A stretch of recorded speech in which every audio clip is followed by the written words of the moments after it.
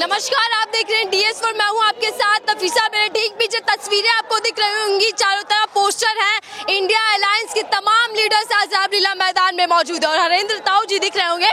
परिचय के मोहताज तो है नहीं, किसान आंदोलन से उभरे और अब तमाम देश की बातों में आप सर समर्थन देने आ जाते हैं। आज इंडिया की महारैली चल रही है, क्या कहेंगे इस रैली को? देखिए, ये लोकतंत्र और संविधान बचाने की रैली है और जब लोकतंत्र और संविधान की बात आए और ताऊ ना हो तो मैं ताऊ गुलाम नहीं है। देश की आजादी की लड़ाई के लिए ताऊ भी तैयार खड़ा है। यहाँ से कई आंदोलन छिड़े, कई क्रांतिकारी सम्मेलन हुए। आज क्या लगता है जब विपक्षी पूरा समूचा यहाँ पर है मैदान में, किसका ढांचा बिगड़ने वाला है? ये सत्ता परिवर्तन की रैली है। 2024 में मोदी की विदाई की रैली है। 24 में विदाई कर रहे हैं। 400 पार का नारा, फिर से भाजपा सरकार, हैट्रिक की बातें बीजेपी कर रही है। 400 हार का नारा हम दे रहे हैं। हमारी बात पर विश्वास नहीं, उसकी पे है। जो दुनिया का सबसे बड़ा झूठा है, झूठों पर विश्वास है और देश के वोटर पे विश्वास नहीं। देश की जनता कह रही है कि मोदी जी विदाई का समय आ चुका है। देखिए, मेरठ के अंदर तो पीएम मोदी भी रैली कर रहे हैं। भाजपा ने सुबह ही एक के बाद एक वार कर दिए कि ये भ्रष्टाचार बचाओ रैली चल रही है। देखिए, उस मेरठ के बराबर में मुजफ्फरनगर भी है। रात वहाँ नेता पिट गए। उसके मेरठ के इधर गाजियाबाद है, रात वहाँ बीजेपी के फिर नेता पिट गए। तो ये जनता का गुस्सा है। मैं हिंसा का समर्थक नहीं हूँ, लेकिन ये जनता का गुस्सा है। जनता पूछ रही है कि 10 साल में तुमने जो हराम की खाई हमारे लिए क्या किया, तो वहाँ चुप हो जाते हैं। कांग्रेस कह रही है 10 साल अन्याय के काल, ये पूरा जो काल रहा वो अन्याय करा। आपको भी लगता है ताऊ? आप तो बेटी हैं, तो बताइए भारत में बेटी कहाँ सुरक्षित है? कोई ऐसे जगह बता दो, हाथरस चले जाओ।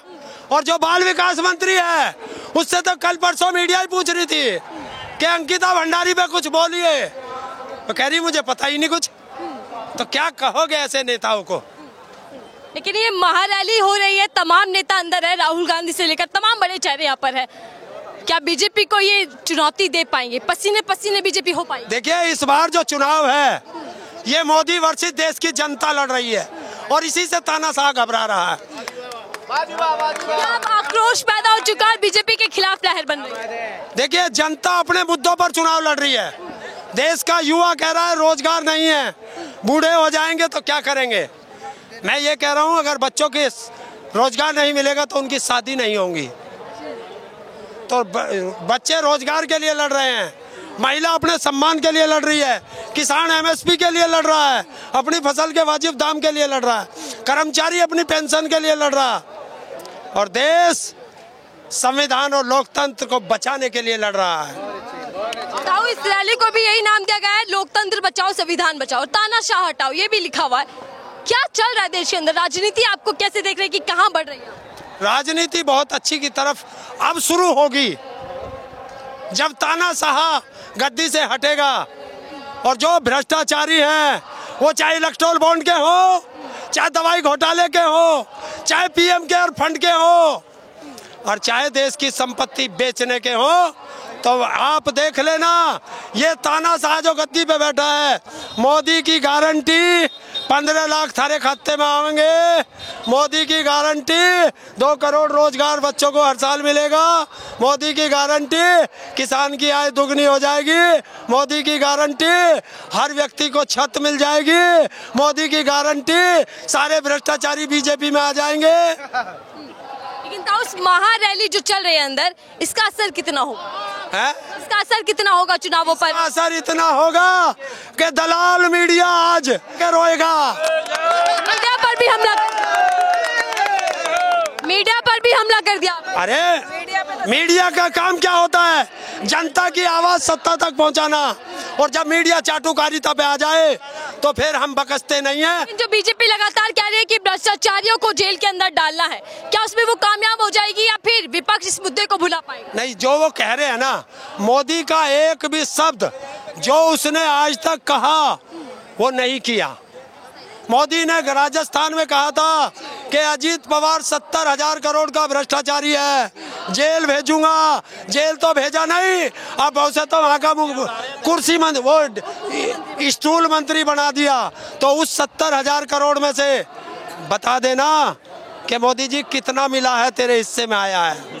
लेकिन यहाँ तो केजरीवाल को मास्टरमाइंड बताया जा रहा है। मास्टरमाइंड है केजरीवाल शराब घोटाले। अच्छा, वो रेड्डी ने दिए। 10 तारीख को वो बंद हुआ था और 15 तारीख को 5 करोड़ टोकन मनी आ गए, फिर 50 करोड़ दे दिए और रेड्डी बाहर हो गया। और केजरीवाल जिसके साइन ना कुछ ना लेना ना देना, वो जेल हो गया। तो इसीलिए तो कह रहे हैं देश के ईमानदार नेताओं को जेल और भ्रष्टाचारियों को मोदी की बेल। तो ये चुनावी चंदे का खेल क्या चल रहा है? इलेक्टोरल बॉन्ड आंकड़े सामने आए बावजूद इसके देखिए सत्ता पक्ष तो गिर नहीं पाया। देखिए कि चंदा दो और धंधा लो। नारे तो उधर भी दिए जा रहे हैं और आप देखिए भाजपा हर बार नारों पर ही जीतती है। मोदी है तो मुमकिन है, हर घर घर मोदी, ये नारे दिए जाते हैं। आप देखिए मोदी का परिवार है तो मणिपुर की बेटियां परिवार नहीं थी। सही बात है, मणिपुर भारत का नहीं है। अंकिता भंडारी वो बेटी नहीं थी इस परिवार की, हाथरस की बेटी नहीं थी, उन्नाव की बेटी नहीं थी, गाजियाबाद की बेटी नहीं थी, सहारनपुर की बेटी नहीं थी। है और जो खिलाड़ी जिसको कहा था कि विनेश तू तो मेरी बेटी है, वो बेटी सड़क पे उसके घर के नीचे बैठी रही। लेकिन सर जो आप मुद्दे गिनवा रहे हैं, इन मुद्दों के बावजूद भी 3 राज्य बीजेपी जीत गई और वो भी बहुमत के साथ। क्या 3 राज्य देखिए चुनाव जीती, राजस्थान जीत गई, मध्य प्रदेश जीत गई। ये पूरे बड़े मुद्दे होने के बाद कर्नाटक का क्या हुआ, हिमाचल का क्या हुआ, बंगाल का क्या हुआ, महाराष्ट्र का क्या हुआ, कहाँ कहाँ के गिनाऊं?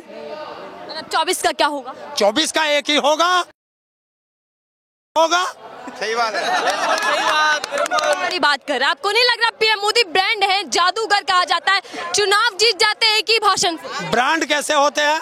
ब्रांड को क्या कहते हैं? ब्रांड तो दुकान पे बिकते हैं। सही बात है, बिल्कुल सही बात है। लोकप्रिय नेता, मजबूत नेता। किसने कहा लोकप्रिय? किसने कहा? मीडिया वाले बोलते हैं सर। ये तो आप जैसे बता दो। हिंदुस्तान की बात नहीं करते, अमेरिका पहुंच जाते हो। जनता बात करती है। जनता शिक्षा, स्वास्थ्य, महंगाई, बेरोजगारी, महिला सम्मान, कर्मचारी पेंशन और छोटा व्यापारी अपने व्यापार के लिए और किसान एमएसपी के लिए, बस इसी पर लड़ाई हो जाएगी।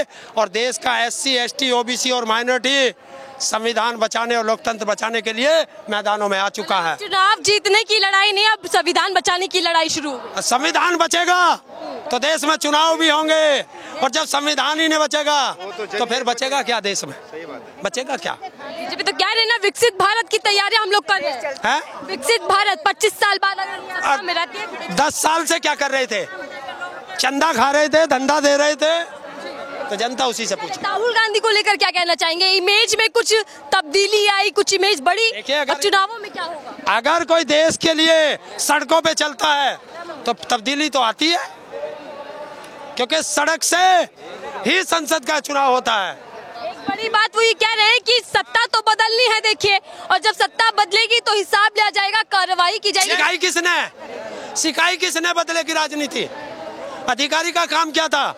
शपथ लेके आया था कि ईमानदारी से काम करूंगा, और जिसने भी बेईमानी से काम किया वो जेल जाएंगे। नरेंद्र मोदी जी, चलिए आप ही को खुश कर देते हैं। और हालांकि आचार संहिता लगने के बाद यही किया जा रहा है, आचार संहिता लगने के बाद नरेंद्र मोदी जी मेरठ पहुंचे। आपने हालांकि बहुत बड़ी बातें क्या दी है, लेकिन इसका असल मैं पूछ रही हूँ क्या होगा, क्योंकि चुनाव नजदीक है, 2 नेता जेल के अंदर है, कांग्रेस के पास पैसा नहीं है। मेरठ की जनता पूछ रही है कि 2017 में वो कह के आया था कि किसान चौधरी चरण सिंह किसान कल्याण कोष बनाऊंगा, चुनाव जीतते ही वो आज तक नहीं बना। चौधरी आज तक किसानों के, चौधरी चरण सिंह के किसान घाट पर आज तक प्रधानमंत्री नरेंद्र मोदी ने गया। आप तो नेता बन गए, आप तो नेता बन गए। ये है परिवार, इसे कहते हैं परिवार। ताऊ चुनाव भी लड़ेंगे? नहीं, ताऊ चुनाव लड़ता नहीं, चुनाव लड़वाता है। जाटलैंड में आज पीएम मोदी पहुंचे हुए हैं, किसानों को लेकर, जाटों को लेकर क्या माहौल बना? कुछ नहीं होगा। कहा जा रहा है बीजेपी की ओर से कि ये पूरा परिवारवादी मंच है और चुनावी मंच ही इसको कहा जा रहा है, लेकिन क्या ये मंच इतना मजबूत और इतना बड़ा है? आज जो विपक्षी दल यहाँ पर ताकत दिखा रहे हैं उससे कहीं ना कहीं बीजेपी की मुश्किलें बढ़ पाएंगी। हालांकि हरेंद्र ताऊ से हम बातचीत करें तो हरेंद्र ताऊ का साफ कहना है कि आने वाले समय की जो राजनीति होगी वो बदलाव की होगी और कहीं ना कहीं माहौल बीजेपी के खिलाफ भी बढ़ रहा है। फिलहाल के लिए दीजिए इजाजत।